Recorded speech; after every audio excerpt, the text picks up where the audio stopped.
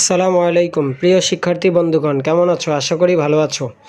আজ আমরা নবম শ্রেণী ইতিহাস ও বিজ্ঞান বিষয়ের চতুর্থ পৃষ্ঠা থেকে আমরা আজকে কাজ শুরু করব। আজকের বিষয় হলো চতুর্থ পৃষ্ঠায় অনুশীলনী কাজ 2। এখানে কিছু কথা দিয়েছে, এগুলো আমরা পড়ে নিব। জেলে সম্প্রদায় ও গারো নৃগোষ্ঠীর নিজ নিজ ইতিহাস ও সংস্কৃতিতে সেই অঞ্চলের প্রাকৃতিক ও সামাজিক উপাদান কিভাবে প্রভাবিত করে সে বিষয়টি শনাক্ত করে নিচের দুটি ছক পূরণ করি। তো পঞ্চম পৃষ্ঠায় আমাদের ছক দুটো দিয়ে দিয়েছে। প্রথমে জেলে সম্প্রদায়, তার জেলে সম্প্রদায়ের প্রাকৃতিক উপাদান ও সামাজিক উপাদান, সেক্ষেত্রে ঐতিহাসিক প্রেক্ষাপটে কী হবে এবং সাংস্কৃতিক প্রেক্ষাপটে কী হবে সেগুলো লিখতে হবে। তো চলো আমরা জেলে সম্প্রদায়ের প্রাকৃতিক উপাদানগুলো লিখি। সমুদ্র উপকূলে কিছু মানুষ বাস করে যারা সমুদ্রকে কেন্দ্র করে জীবিকা নির্বাহ করে, ফলে ঐতিহাসিকভাবে এই পরিবেশে স্থায়ী হয়ে যায় এবং সেখানেই বসবাস করে। আর সাংস্কৃতিক প্রেক্ষাপটে প্রাকৃতিক উপাদান দিতে পারো তোমরা। সমুদ্রের পাড়ে বসবাস করার ফলে অনুন্নত জীবনধারা তৈরি করেছে, তারা শিক্ষার আলো থেকে বঞ্চিত থাকে, তারা সবসময় প্রাকৃতিক দুর্যোগের সাথে মোকাবেলা করে জীবনযাপন করে। আচ্ছা, পরবর্তীতে জেলে সম্প্রদায়ের সামাজিক উপাদান ঐতিহাসিক প্রেক্ষাপটে রয়েছে।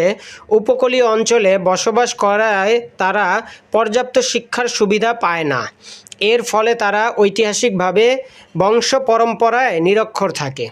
আর সাংস্কৃতিক প্রেক্ষাপটে সামাজিক উপাদান রয়েছে, তারা বাঙালি হলেও তাদের ভাষা ভঙ্গি অন্যদের থেকে আলাদা, তাদের উৎসব আচার অনুষ্ঠান পোশাক খাবার দাবার সাধারণত সাধারণ জনগোষ্ঠীর থেকে আলাদা হয়।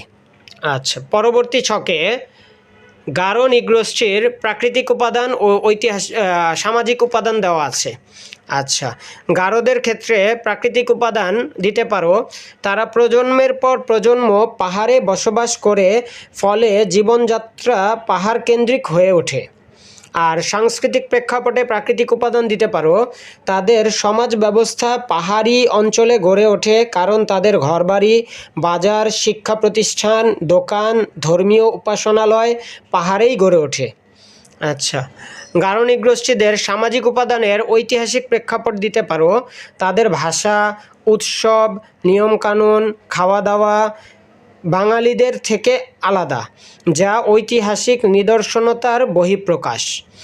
আর সাংস্কৃতিক প্রেক্ষাপটে সামাজিক উপাদান দিতে পারো, তাদের সাংস্কৃতিক কাঠামো তৈরি হয় বিশেষ মাতৃতান্ত্রিক পরিবার ব্যবস্থার কারণে, তাদের পরিবারের প্রধান হয় মা। তো পঞ্চম পৃষ্ঠায় চতুর্থ এবং পঞ্চম পৃষ্ঠায় এই কাজগুলোই ছিল।